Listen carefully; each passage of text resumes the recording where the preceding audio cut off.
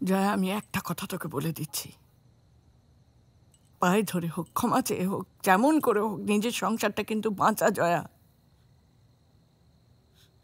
আমার মেয়ে যদি আমার সাথে থাকতে চাইতো আমি বাঁচাতাম, কিন্তু ও চায় না, ওরা কেউ চায় না।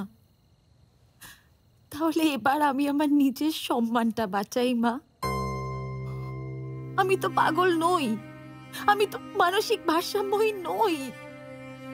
আর যদি মানসিক অবসাদ হয়েই থাকে তাহলে কেন হয়েছে, কেন? একবারও জিজ্ঞেস করেছো মা? বর কি বাড়ে? বর কি বাড়ে? না, বর বাড়ে না, মারে না বর। এই দেখো, এই দেখো, হাত মাথার ওই কাশিটা দাগগুলো তো মিলিয়ে গেছে, দেখো, এই দেখো কমই উঠে গেছে মা, দেখো।